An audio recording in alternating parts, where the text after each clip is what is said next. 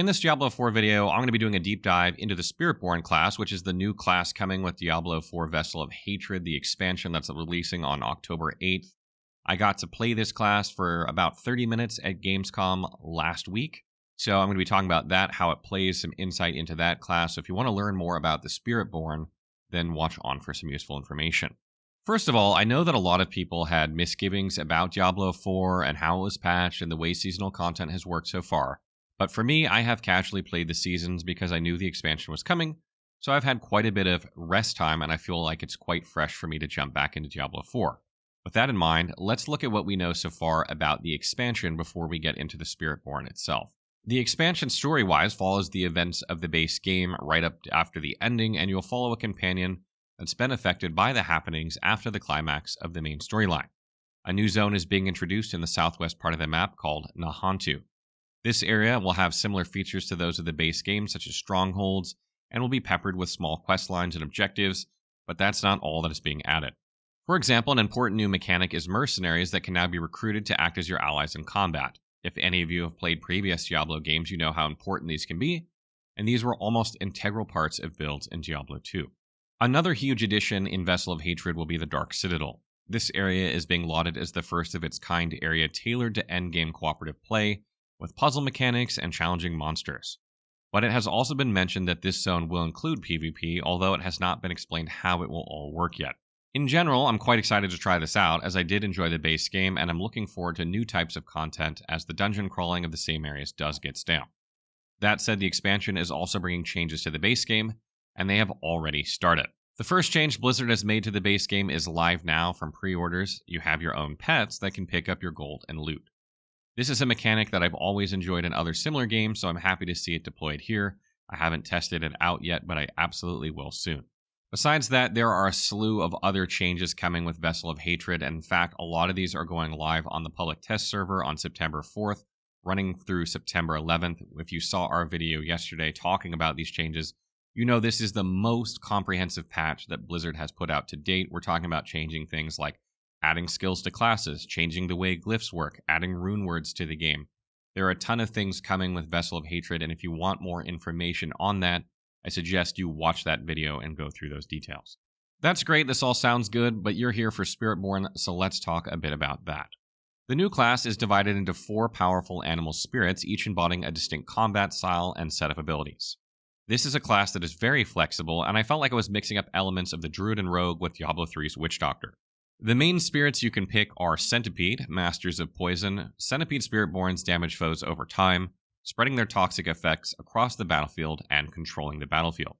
Jaguar, agile and aggressive, Jaguar Spiritborns utilize fire to deliver rapid multi-hit attacks, overwhelming enemies with their speed. Gorilla, defensive and resilient, Gorilla Spiritborns are tanks on the battlefield, absorbing damage and dealing powerful physical blows at close range. And Eagle, highly mobile and precise, Eagle Spiritborns move quickly across the battlefield with precise strikes and evasive maneuvers. While each spirit has its own unique methods of dealing damage, there are similarities in utility skills across the different builds, and I feel like there may be very good synergies for legendary aspects. In general, this class feels to me like it will be one of the kings of versatility versus any other class in the game. For example, a Necromancer can be played blood, bone, or death, but the basics of play remains rather similar. With the Spiritborn, not only do you get very different styles, you also get 4 distinct ones.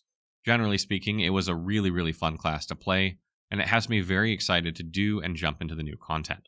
Now, I took the time to go through every skill in the tree, and I'll summarize them for you here. You can also find this information and all the skills on the Spiritborn page on the Diablo 4 wiki, as I've added them already. We'll start with Centipede first. Centipede Spiritborns use their toxic abilities to slowly kill their enemies while keeping control on the battlefield. This playstyle focuses on poison damage and crowd control, making it ideal for players who enjoy a control playstyle. The key skills are Withering Fist, which fires a dart at an enemy dealing poison damage over time. The third attack slows surrounding enemies, making it easier to control the battlefield. The other skill is Stinger. This strikes a small area, dealing significant poison damage to enemies within and surrounding poison foes. The ultimate skill, the Devourer, summons a centipede spirit to unleash devastating poison attacks in a line lasting for 15 seconds. If you play this type of Spiritborn, your focus will be to spread poison across the battlefield and control enemy movements, all while using lifesteal mechanics to keep your health topped up. I can see this playstyle working very well for dungeons with lots of enemies, and if things aren't overly balanced, this could turn into another OP situation like we had with Rogue at launch. That was some very fun playstyle, so I'm hoping the game launches with some unbalanced builds that we can all enjoy for a little while at least. Moving on to the Jaguar Spiritborn. Jaguar Spiritborns use fire-based attacks and lightning-fast combo attacks. This path is perfect for players who focus on agility and aggression, as it emphasizes rapid multi-hit strikes to defeat foes. The first skill that Jaguar Spiritborns will use is called Thrash. This dives and slashes enemies, ending with a rapid flurry of attacks that deal significant fire damage. The other skill is called Rake, which conjures claws to slash through enemies, followed by a powerful explosion that deals extra fire damage. The ultimate skill here is called the Hunter, which allows you to team up with the Jaguar Spirit to bound across the battlefield, delivering devastating slashes and dealing massive damage.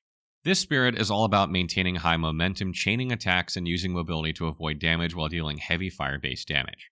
I really enjoy fast-paced combat and setting fire to as many enemies as possible, so I think this spirit is going to be the first one that I try out with the release of Vessel of Hatred. You have to kill enemies to regen health, but it also resets your cooldown, so you'll have to be constantly hunting for more foes and taking them down as fast as possible, which sounds very fun indeed. Next is the Gorilla Spiritborn. Gorilla Spiritborns embody brute force and resilience, making them ideal for players who prefer a tanky melee-focused playstyle. Focusing on physical damage and defensive abilities, they excel on the front line mitigating enemy attacks. The first of their key skills is Rock Splitter. This charges at an enemy, delivering a crushing blow that deals significant physical damage. The next skill is Crushing Hand. This smashes the ground, creating shock waves that deal heavy physical damage. And their ultimate skill is the Protector. Summon the Gorilla Spirit to protect an area, continuously smashing enemies and granting periodic barriers. So this is a spirit that seems to be conceived as a tank. You'll be at the front line, absorbing and mitigating damage while controlling enemies' positions with knockbacks and crowd control.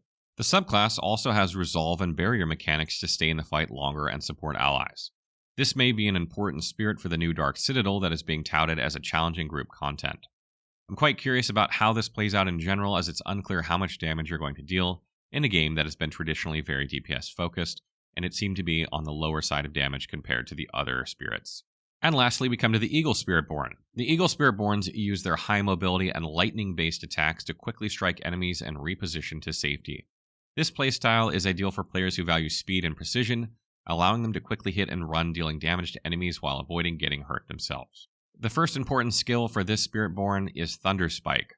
This delivers quick, piercing strikes that reduce evade cooldown and deal extra damage on the third attack.